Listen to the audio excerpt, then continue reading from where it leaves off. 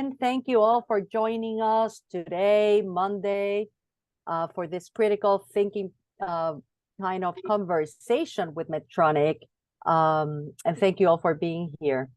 I will do a quick speaker introduction. I will tell you about SHIP upcoming events, and then I will leave it to Gerardo and Manuela to do their not official presentation, but talk about Medtronic and how critical thinking works in their company.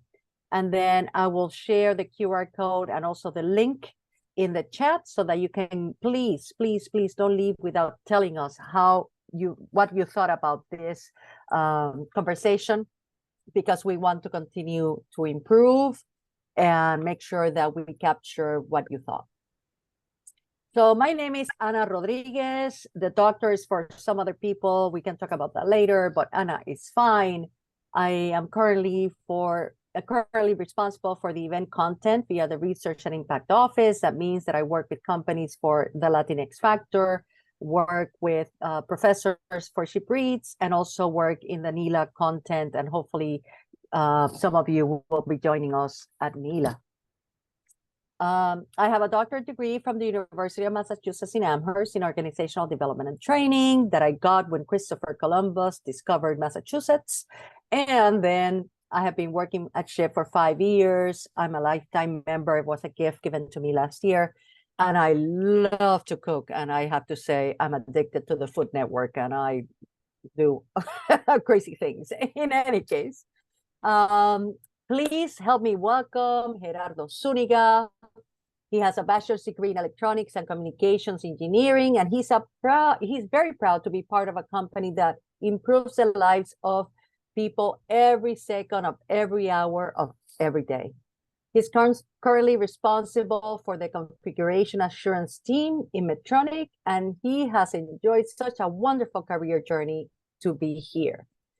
He is a lifetime member, and he's wearing his pin, if you can see it in his lapel, and he enjoys supporting our Hispanic community. He lives in Minneapolis, Minnesota with his wife, Jessica, his son, Marcelo. He enjoys coaching soccer, and he loves to watch Marcelo play sports. We have Manuela Perez Luna. She's a senior development quality engineer for Medtronic Danvers with 6 years of medical device manufacturing and development experience. Manuela was born in Caracas, Venezuela, and moved to the United States to pursue her undergraduate education in engineering in 2014. She holds a Bachelor's of Science in Mechanical Engineering and Biomechanics from Worcester I lived in Massachusetts, so I know it's Worcester Polytechnic Institute, or WPI, as well as a master's in business administration from the same school. She is passionate about the Hispanic Latino network, engineering, empowering people to drive change, and improving people's lives. At her current role, she helps her team navigate the fast-paced environment of medical device development and clinical trial strategy development to ensure product quality and patient safety. So, upcoming events. Tomorrow, we have from 6 to 7 data analytics. If you didn't get the link, please email me at Anna R, and I will tell you, annar@ship.org. And I will send you that link directly so that you can hear John Deere and Wells Fargo discuss data analytics. We have 2 exciting webinars coming in July. They're picked up by IPCs. It's the power of mentorship and biotechnology and bioinformatics. So please look for the email from SHIP late June. That second topic might change, but do know that keep alert to those emails from SHIP, and they will tell you what those webinars will be.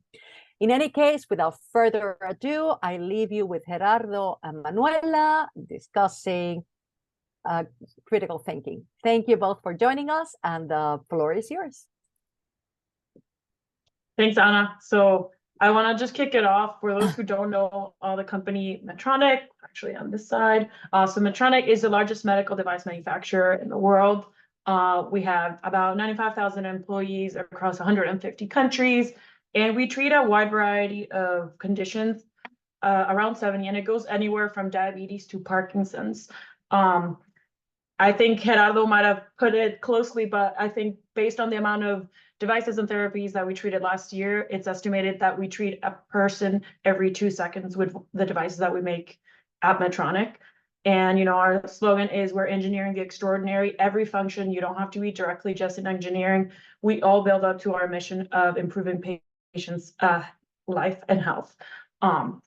And then one way that I use critical thinking in my job is, as you might have heard, I'm a quality engineer. And if you think of critical thinking, it's breaking down problems into different segments of information. So I work with a lot of polymer engineers. I'm not a polymer expert, I'm a mechanical engineer. So whenever there's an issue in the production floor, I can't just get the information in the report saying this failed.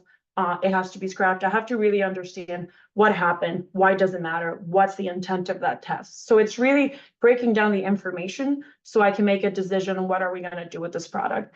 Is it good enough that it can be released and potentially be not harmful for a patient, or is it something that's better safe than sorry and we're going to scrap it and do a full investigation on how it happened? So Gerardo, if you want to talk a little bit about how you do critical thinking. Absolutely. Thank you, Manuela. Thanks everyone for joining in and spending some time with us today.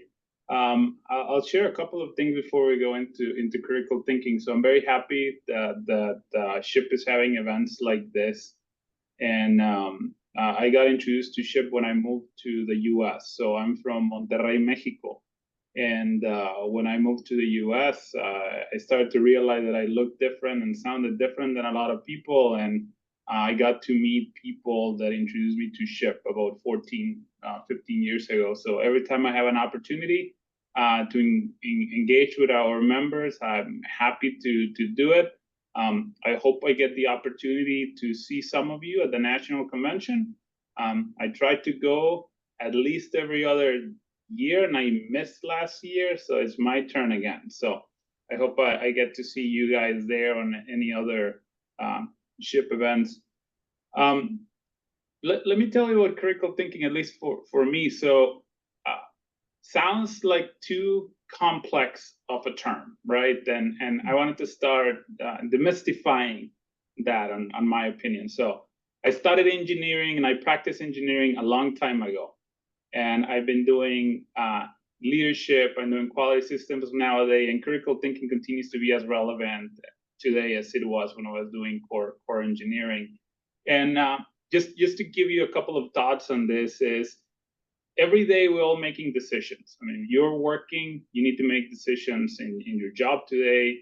At home, you're making decisions. In your personal lives, you're making decisions. When we're making those decisions, the circumstances vary. And there's occasions in which we have plenty of time. Let's plan our vacation for next year. Plenty of time to make that type of decision. There's others in which you may have less time. I have a deadline to apply for a scholarship. I have a deadline to apply for an internship, hopefully in Medtronic. And maybe another one is less time. I mean, life-threatening event. I remember a personal story here. Probably 4 or 5 years ago, I have a 9.5-year-old son, and we're at home, my wife Jessica and I, and he was having candy, and then he started to say that he couldn't breathe, right? So we are there, me and her, our son, probably 3-year-old back then, in which he's having a piece of candy and cannot breathe. He's saying that. You can see on his face, he's crying. I don't have a lot of time like I had on making a vacation trip or apply for an internship. I had to make a decision on the spot. What do I do with him? Do I call 911, etc.? We can tell you that story. He's still with us, which is unfortunate for that. But critical thinking, it's applied in all of those situations, right? And we're all humans, and things get in the way. Circumstances and how we think, how do we behave, and that's what we're going to chat here today about. How can critical thinking help us as we approach these decisions? So Manuela, just put something on the chat. So when you hear critical thinking, what comes to your mind? And love to have a few a few opinions here on the chat, and anyone that when it comes off mute, even better.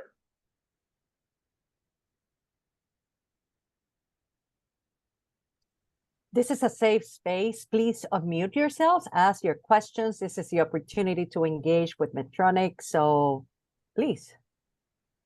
And if not, I'm gonna call Jackie because I know her, but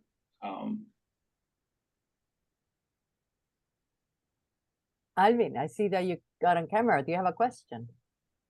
Can everyone hear me, by the way? Yes, Yeah. yes. All right. Yes, nice to meet everyone. When I think about critical thinking, it's being able to take the information or knowledge that you have in the current situation and then apply it actively or apply it over time to solve the solution or solve the problem that you're trying to solve. So excellent. That's great, Alvin. You're right. I mean, it's leverage the experience and knowledge that you have, applying it situations now or in the future. thank you. Michael in the chat said, deeply thinking about a particular context, concept, or decision based on information or evidence gathered. And then Sarah Murray said, more complex than yes and no solution. Yes. I'll be honest, I know we use critical thinking every day, but I was meeting with Gerardo last week and I was like, I don't have a definition that I think encompasses everything. When I think of critical thinking, and that's why I kind of mentioned my example, it's breaking down problems. It's very much the engineering concept of problem solving. What do I know? What information can I get? Like I said, in my job, I'm not an expert in polymers. Who can I ask? What details are out there that maybe will change my decision? And Michael, did you and I met before, or is it a different Michael Reese? Oh, it's the same Michael Gerardo. It's good to see you again. It's been a long time. Yeah, it's been a few years. Good to see you too. And memory. All right, so critical thinking. I planted some things I was introducing myself, and I'm gonna go more on the personal side and let Manuela do the difficult parts with engineering.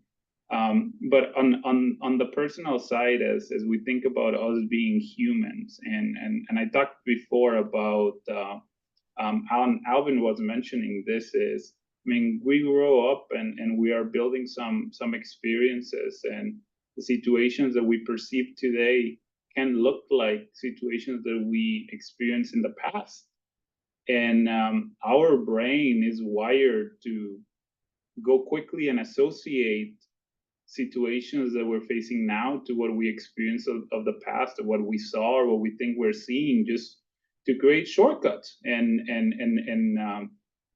make a decision quickly, right? By making a decision quickly and leveraging connections, strong or loose connections from past experiences, can yield us on making inaccurate decisions on occasions, right? We can sacrifice speed with quality by going too fast. And when we think about critical thinking, it's how do we slow down, and how do we look at what else is in our environment. And there are different models, so I'll share a couple here. I'm going to start with one just to see we have some of our Lean Six Sigma people here that are studying or using it at work, right? As you get into problem solving and Lean Six Sigma, at some point you're going to hear about the make, and you're going to hear about define a problem, measure, look at the current state, analyze the situation, improve, and control. And in a lot of cases, that is a model that is protecting us humans to go fast and associate, this is what's happening, this is the reason why, and let me fix it this way.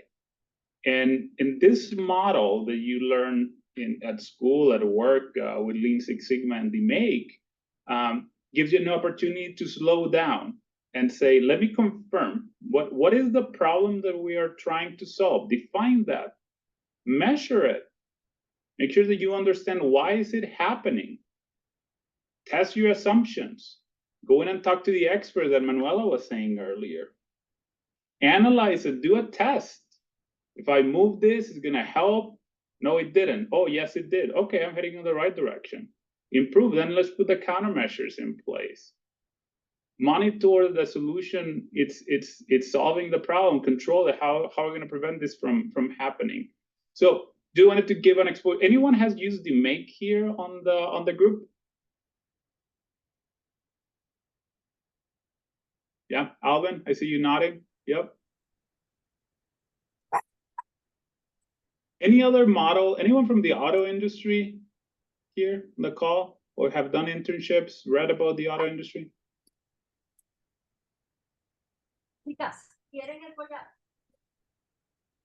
Where I worked before, we didn't use the make, we used 8Ds. That was the model when I started my career in the automotive industry. That's what I learned, right? That model, and then later learned the make. But that's a way of promoting critical thinking as you solve problems.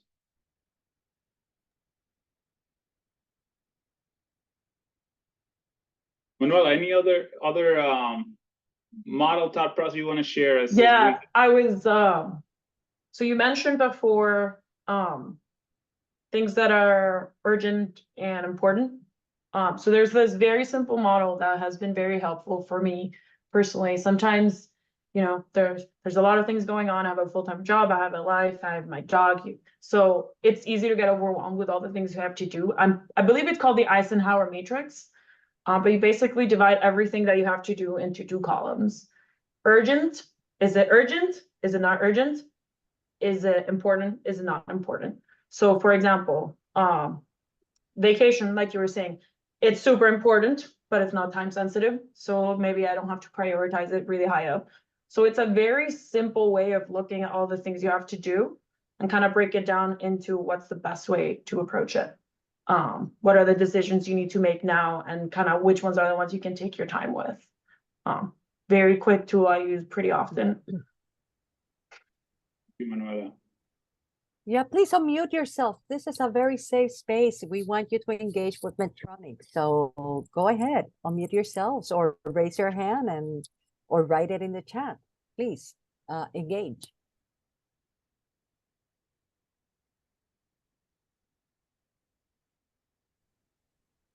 Geraldo or Manuel, I know I asked in the chat about the MADV, and it goes into design and verify. So like, when is a good situation where the MADV is used, or is it, you know, I know it's usually doing process design or trying to make something new, but is it always used in like redesigning a process, or maybe trying to brainstorm something new? So that's my question.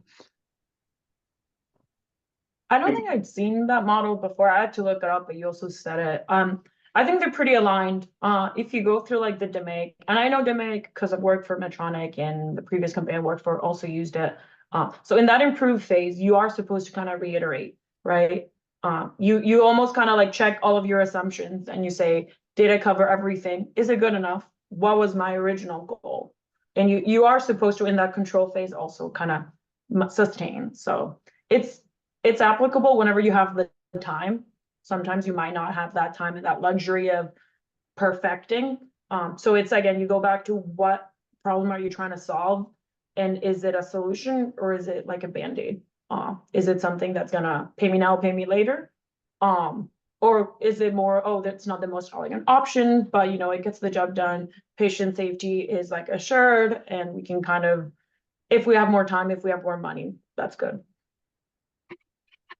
Thank you, Manuela. And Alvin, I'll share, like, I don't have experience with the model, but as I heard you describe it, something that I think about in like just at work, in life, etc. There's something that may need to slightly get modified to get to the intent with the audience. And the way that you were describing it sounded to me just like new product development, new product introduction. And we go with the make with that group, even when the intent of the phase called improve, it's certain things, it may not connect well with the audience, right? And say, hey, I'm designing something new, right? This is not about improving, and maybe that's where that model you're describing may connect better with the audience. I may have some other practices, but that's another good way of bringing critical thinking. Looking in the chat here also about project management. Yeah, you're welcome. And yes, I mean, I think I love that. So project management, and Sarah, feel free to jump in here. But I'll tell you that what it brought me when I was reading your comment here is when we're thinking about a project. I was just at a wedding this weekend, and I still remember mine 15 years ago. And it is a project, right?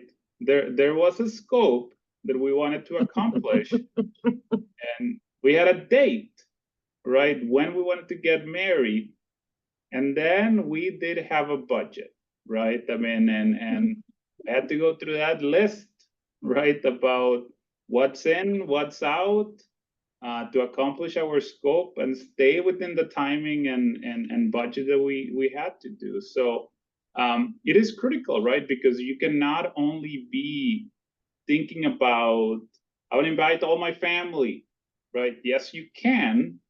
And us Latinos may have bigger families. And if you have the appropriate budget, you can and you will.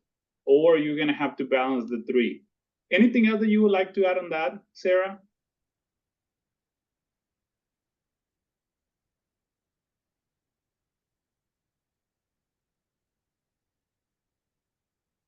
But let us know, Sarah, if you want to compliment more. But I think that's a great model that you don't get blindsided only on one aspect of the project management. Yeah, and then I see Jacqueline added that for any problem you're trying to solve, it helps to find the root cause of the problem and organize your ideas.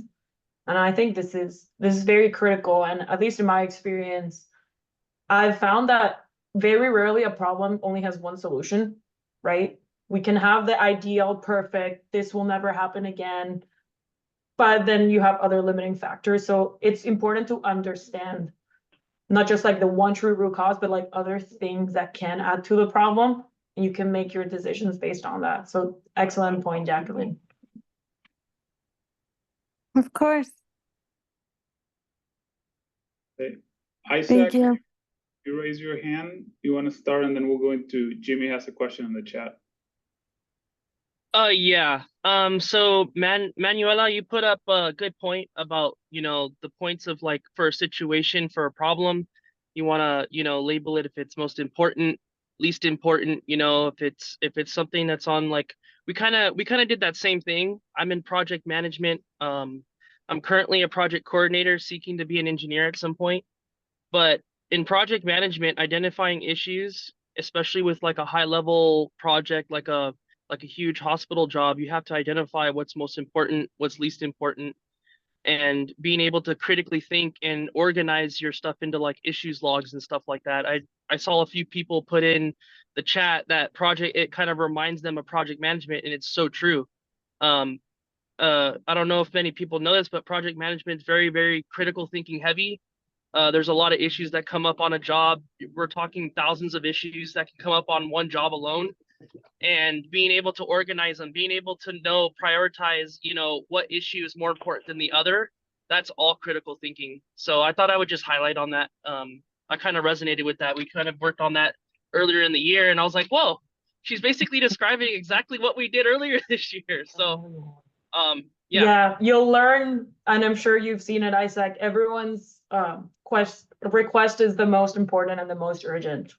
So like you said, that critical thinking of what's the critical path, what do we have to do, and then what are things that we can maybe add here and there. So I'm glad that resonated. Yep, thank you. Sarah, I saw you raise your hand and you were driving, and maybe you're on the move again. All right. Well, yeah, I'm driving currently. Sorry. Okay, you too, Isaac. All right, that's okay. So drive safe. So there's a question here, Manuel. I'll let you see if you have any thoughts about. This is great. right? I mean, it's we're having a conversation here, and but what tips do we have on improving or practicing critical thinking? Do you have any suggestions on that?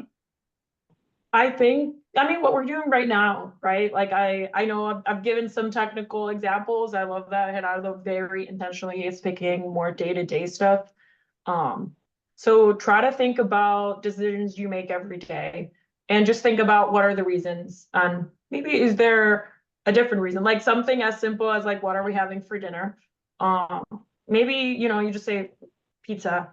So just think about, oh, is there anything else? Like, what would I have? What do I have in the fridge? Or I don't know, like just try to introduce questions. I think the biggest thing about critical thinking is be curious and don't trust all of your assumptions, because as humans, we have certain expectations and certain biases that, it's good to challenge them every so often, right? Like maybe you've never tried Mexican food and someone introduces it to you and you really like it.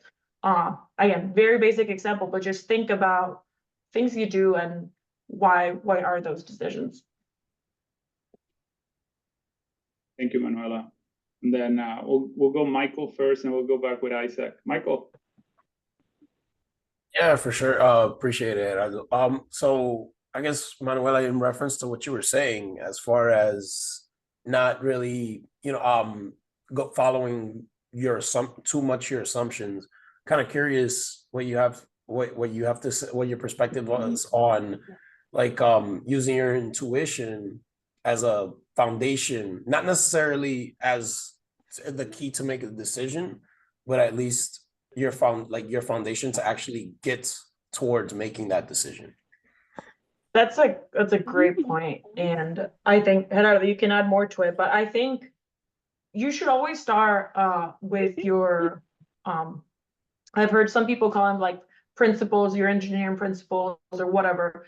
You have prepared yourself, whether it's in engineering or in any career. You might be an excellent cook, you might be an excellent father, you have the experience you have because you're living it and you're doing it. So trust that you have knowledge, but it's always good to confirm it, right?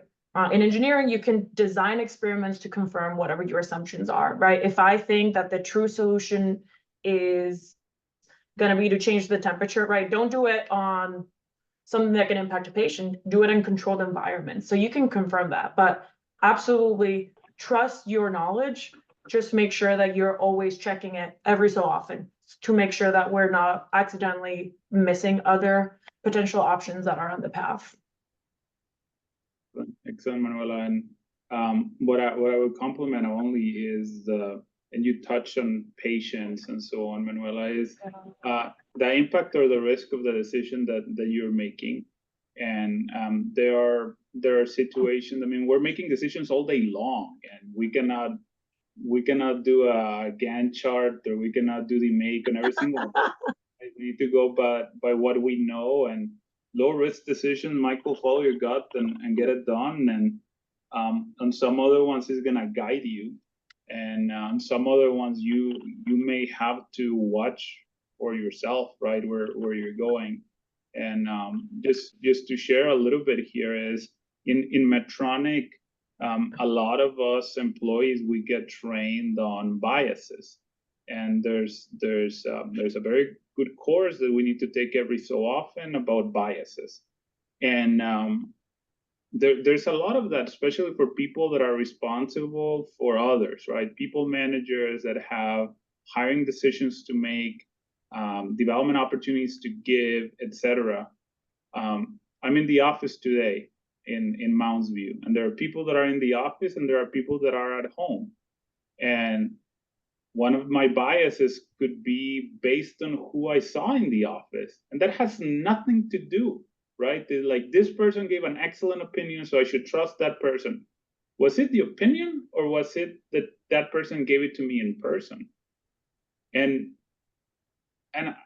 we need to be our own judges on that. Or, oh, Manuela is Hispanic also, so yeah, maybe I have that type of bias that I put an extra weight on the opinions, the knowledge of someone that looks like me. Or Anna has a doctorate, right? So I'm going to trust everything that Anna says, right, based on her education, and or question everything. One of but those are the biases, and some of us will be closer connected to the more that we know each other, right? The more that we'll know that, oh, maybe my proximity bias may be showing up, my experience bias may be showing up, and leveraging that to know if it's a high impact decision, to see if we need to slow down. I think, Isaac, you had your hand. I don't know if you're in a good position. Yeah, I am. I'm at home now, but I guess my 2 cents on critical thinking and how to go about it. I mean, there's many ways to go about it, but I would also think, you know, when you're thinking of critical thinking or of a certain situation, you want to ask yourselves like the different rounded questions, like the how, the why, the what. And obviously your experience, I mean, I guess experience can be a bias, but sometimes your experience can be used because you could leverage your experience and the knowledge you have to ask the right questions or to ask it in a specific way that someone that doesn't have that experience would be able to do that in. So that's all I wanted to say. I love that, the art of asking the right questions and leveraging your experience for that. Well, to think about it this way, right now in our current age, right now we're living in an AI generation, where even if you do use AI, it doesn't necessarily mean it's going to help you if you don't know how to if you don't know how to ask the right questions, if you don't know how to utilize it as a good tool for yourself, then it's really not going to help you. And so that's one way to look at it too. It applies to a lot of stuff. Yeah. I mean, spot on is I mean, I hope my son doesn't watch this recording, but he's 9.5, and we have Alexa in a few rooms in our house. And then there's certain times that I'll state something and he will want to confirm, right, with Alexa, if that is true, or if there's a different perspective on that. He's going to start building critical thinking to know not everything that AI or Alexa is responding is true, right? I mean, based on the context that you're providing. So, yeah, I mean, we have a long ways, right, before we can rely fully on AI without using critical thinking. Yeah, I just wanted to say that experience is data, right? Like, it's all about getting as many data points as we can. You can learn it from a textbook, you can get it from firsthand experience, you can learn it from testimonials, you can do experiments. So it's all about getting data and knowing that you have good data. I had a stats professor that would always say that for all the models, if you put garbage in, you'll get garbage out. You don't ask the right questions to AI, you're not going to get a true answer if you don't get the right source of data. So it's all about, you know, kind of checking, doing that iteration.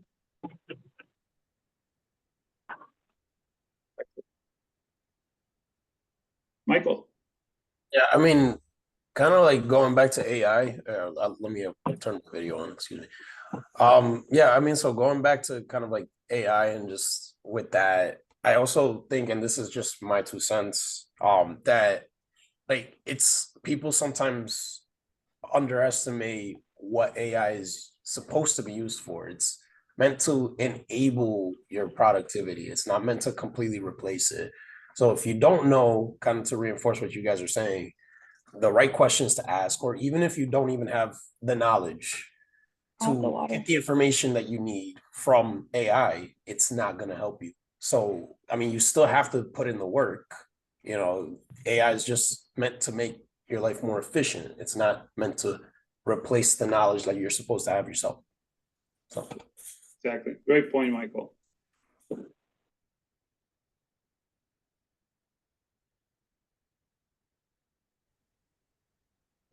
Who else has common question? Who's facing a very difficult decision now that wants to practice critical thinking?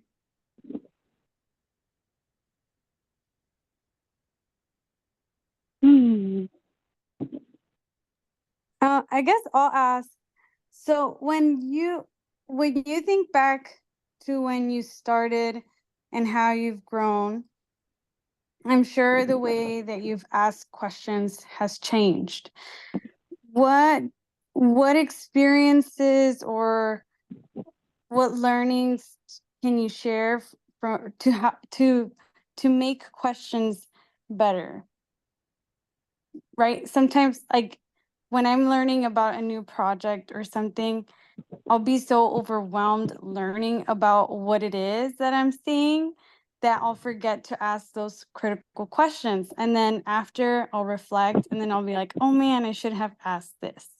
So how have you gone from maybe like that point to the point where you are actually asking those critical questions in the moment during the meeting when you have the people present? You want to start, Manuela? I mean, I think it's a very fair question, Jacqueline. I think, you know, you need to get comfortable with not knowing. Right. It's all about how you ask the questions respectfully, who you ask them to, of course. But I wasted so much time assuming that I understood like that top level problem. And, you know, the meeting goes and I assume this is our goal, or that we were even talking about the same thing. And then I walk out and then I find out, oh no, that's not the right thing. So, if you can, I say this very often, like before we get started, I just want to confirm I understood you correctly, is so-and-so, right? Don't be like embarrassed to do that. If you don't feel comfortable to do that in a meeting, maybe it's not the right place. I love taking meeting minutes and I volunteer to do that. And just kind of, it's a good way to make sure that everyone's on the same page and we can say, these are the next steps, this is what we're doing. It doesn't have to be formal, but it could be a text, it could be in an email, however it is, but just making sure it's in writing, because sometimes it feels like two people are having a conversation and they walk out and they had two different conversations. So. Thank you, Manuela. And then Jackie, what I'll say in trying to put it in perspective here is, I think over time I've been like in glass full, glass empty type of analogy or perspective is, as I was starting my career, my lens was, if I ask questions, it means that I don't know, right? So I was starting my career and I felt that the less questions that I ask, the more capable I'm gonna look with others, right? Through experience, I have shifting that, right? To, if I put it on the other perspective, I say, the more questions that I ask, the more I care to know what's happening. And it is the same situation, but on which perspective you look at it. So that is one, Jackie, that come obvious. The other one that I'll say is, I started my career thinking that I could multitask, right? And I have learned over time that I cannot do it. I don't do it well if I try it. And that was something also that shifted, right? Is if I'm multitasking and asking questions on the past, I would say probably because I'm not paying attention. That's why I'm asking. And I was concerned about asking a question that was properly addressed because I was doing something else. Now I'm trying, because it's a journey here, of being fully present.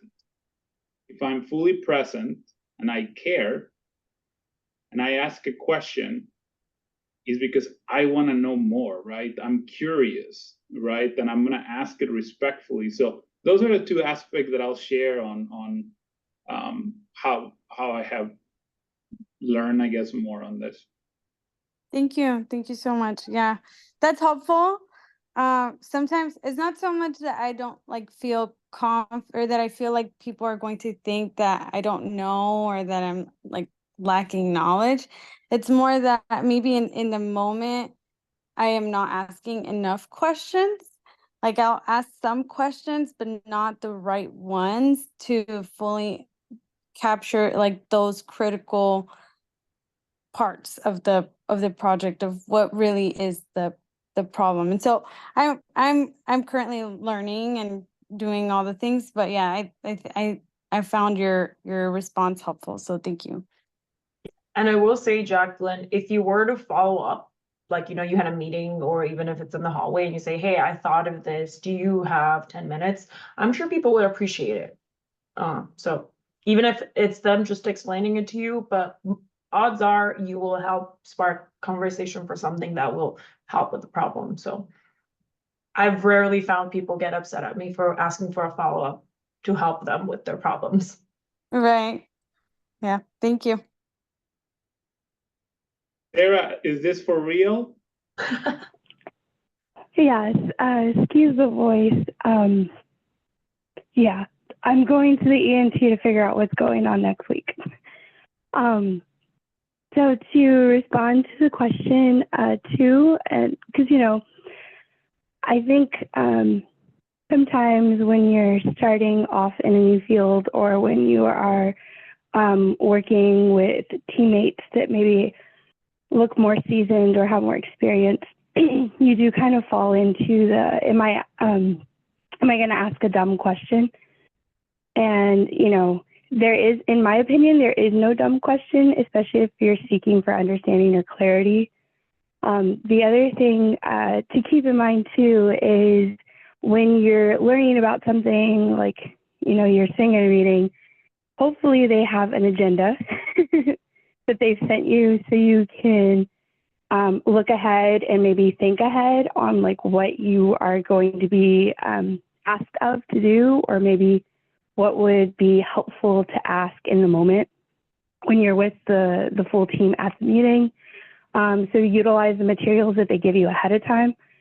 But then too, when you're sitting in the meeting, something to think of is, and this is something that recent, so that's why I'm sharing. Am I going to take away all the resources I need, or the direction that I need to be able to do the next step? If I don't, from that meeting, if I don't have clarity on my next step, then I need to ask something immediately. And then also too, if by the end of the meeting, it still isn't clear on the path that the team is taking, let's say there is lots of opinions offered out, multiple routes, just kind of circling back, and similar to, I think, what was said earlier. So just to clarify what I heard we said here in this meeting is bam, bam, bam. And it could very well be exactly what you heard. And it should be, so that way they understand where you're coming from, and they see that you're seeking for understanding, and you're not necessarily, you know, trying to bring a tangent. You're not trying to call anyone out. You're legit trying to know the next step for your role out of that, like whether it be a project, something you're working on, you're going to be, you know, there's an audit taking place and you need to have pieces ready for, you know, the audit, stuff like that. So I hope that helps. Well, that's great. That's great, Sarah. I appreciate you bringing that up because it's true, right? In the professional world that we live today, I mean, there's a lot of meetings that are happening, and there's a purpose of those meetings, and agendas should be driving for that, and then the conversations should guide us to help the participants or the facilitator or whoever set up the meeting to go into the next steps. And if we're not heading there, questions will help us get in there. And then to your point about what we talked earlier about biases, is recapping is a good way to confirm that everyone got the same takeaway. So love the insights here.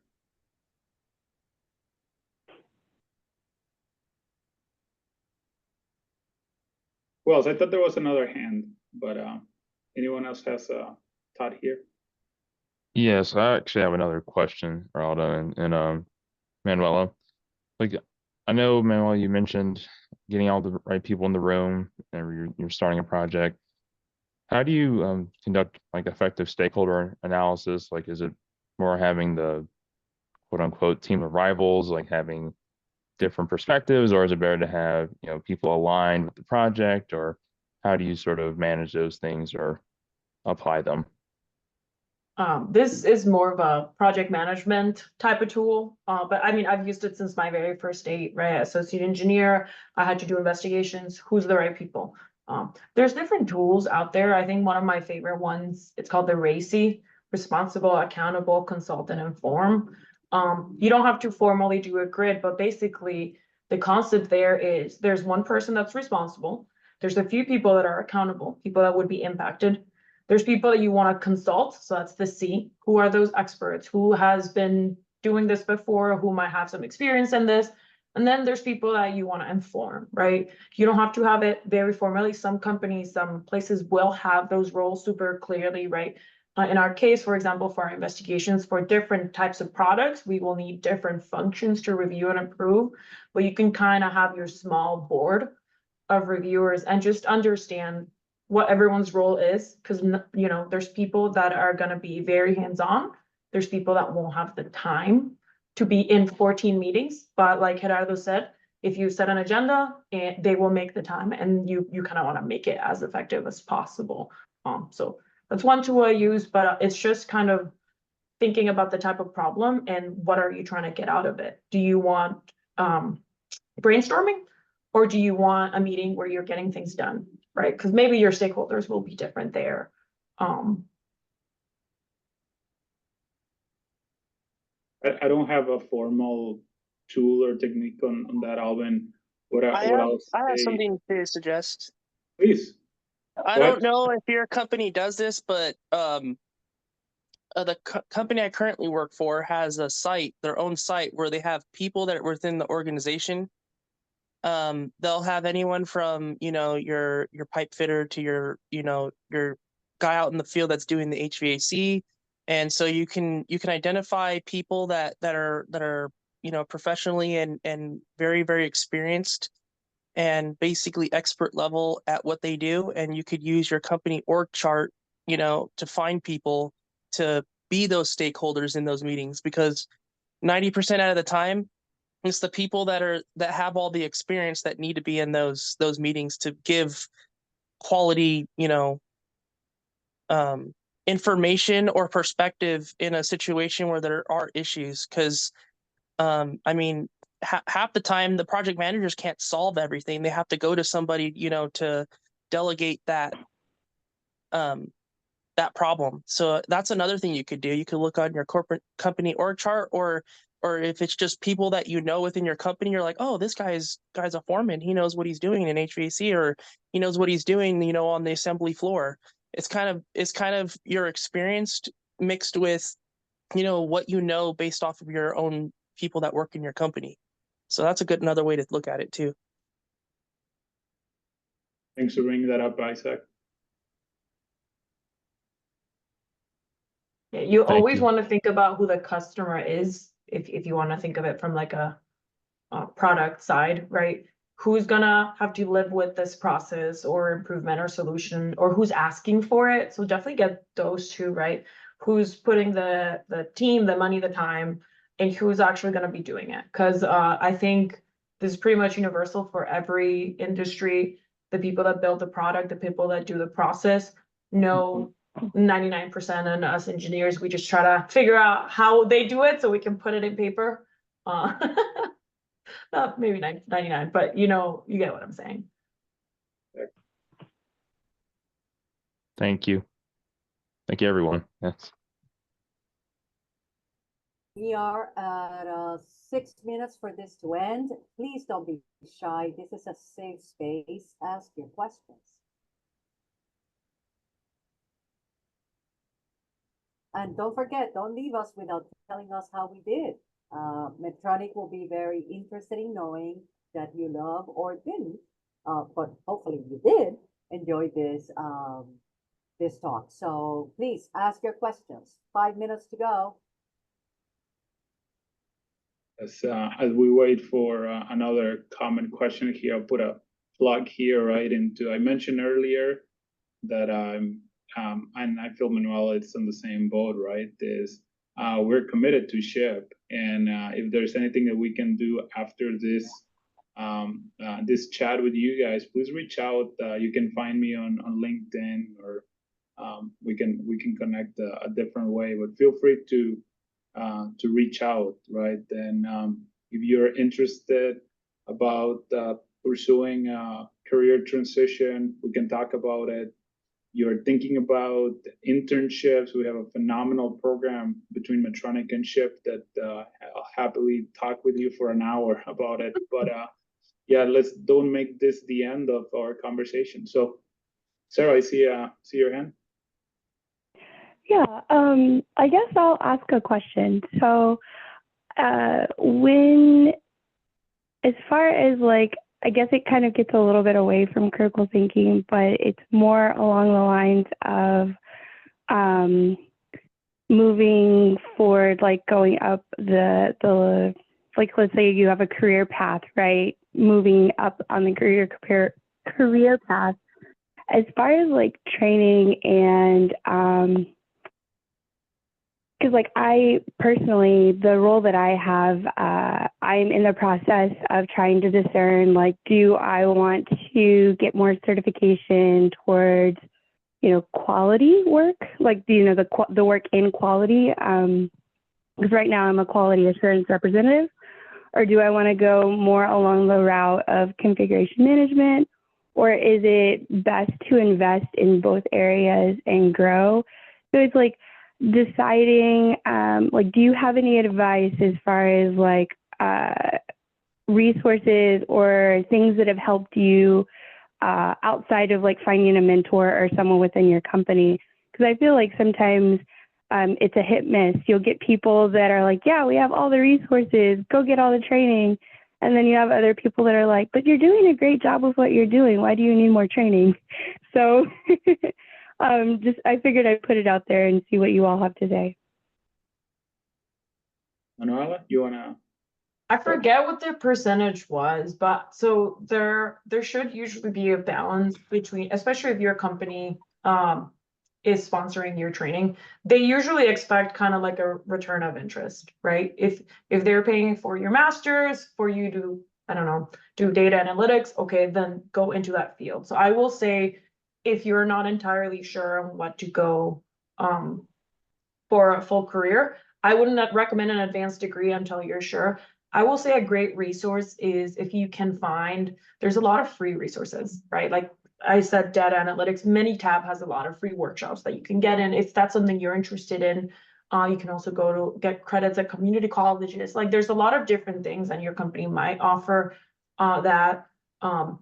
Personally, I am very much, you have to try it until you know if it's really for you. You can do, my manager calls them stretch assignments, but even if it's something that's, you can talk to your manager and you say, hey, I'm interested. I want to know if this would be a good fit. Would it be okay if I spend 10-15% of my time on this other project? It still supports the company, might not be aligned with my day-to-day job, but ideally your companies want to grow their employees, and if you're adding to your company, your manager should be aligned with that. So there's different ways. If money is usually like the conversation, in my experience with managers, there's ways you can get them for free, but experience, in my personal opinion, is what's helped me have that clarity. So I'll give Thank you, yeah. 10 seconds on this, Sarah, and then we'll go with Rodrigo. And Sarah, for me, is get to know yourself every day more and more and more, and do an evaluation about what do you enjoy doing the most, right? And if you enjoy doing configuration assurance, go deep. If you like general quality, start learning what you like doing the most. You learn yourself what you like doing, then you go in and say, what do I want to do next, right? In 3 years, 5 years, etc. And if you go deep, very intentional on that, I think you're going to get a lot of answers on your own. And if you say, you know what, I like to lead people, then you may not need to do configuration assurance or quality deep training. Go in and get an experience, as Manuela say, leading people. But yeah, that'll be my take there. Rodrigo? Yeah, so kind of backtracking a lot to how earlier you were saying that there's usually more than one solution to a problem. When working in teams, usually like people, even if everyone's doing critical thinking, they'll have like a different process of their own, or they'll reach like those different solutions. So how would you say when working with other people to like combine those different critical thinking perspectives to come out with the best result? Yeah, my opinion there depends a lot on the trust that you have, the company culture, team culture, etc.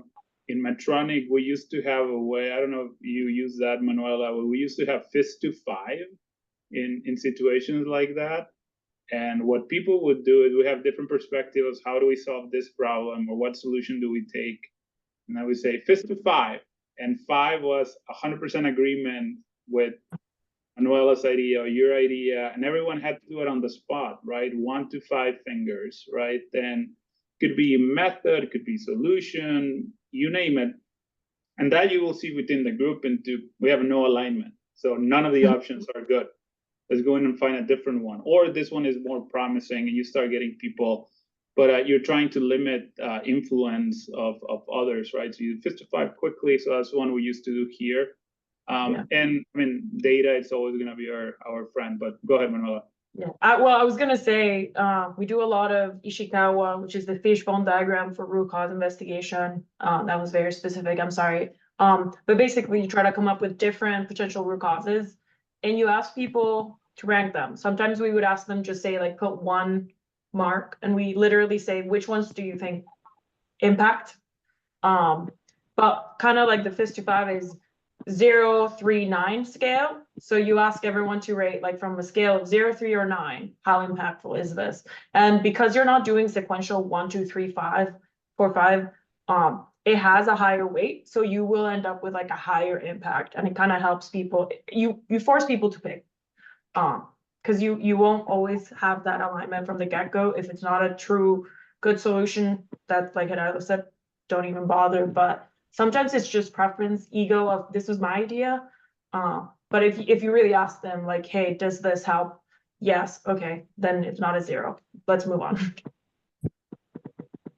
you everybody for your questions. We are 2 minutes over. Last minute wrap-ups from Medtronic.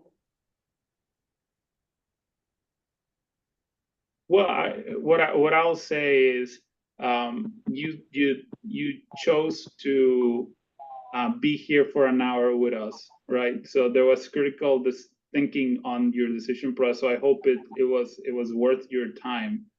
And what I'll say is engineering, leadership, program management, critical thinking is very important in your careers. And as you probably got out of this conversation, you may not be super technical. It may be about knowing your team, and making sure that you have a process that works for you, and the urgency of the solution and criticality. So thank you for being here. I mentioned already before, if you want to continue a conversation, reach out. Happy to Don't engage. hesitate to reach out. And hope to meet some of you at the National Convention. Manuela? Yeah, don't hesitate to reach out. Thank you for being here. And I think this is also a great networking opportunity. A lot of the best answers were not from Gerardo or myself. So take note of who's here. Feel free to connect in LinkedIn. And yeah, have a good night. Thank you everyone for being here. Thank you for feedback. All right, thank you guys. And Thank you. Just tomorrow. Thank you. Have a good you. day, everyone. Thank you, Gerardo. Thank you, Manuela, for Medtronic. Great. Thank you, Ana. Hasta luego. Thank you. Bye.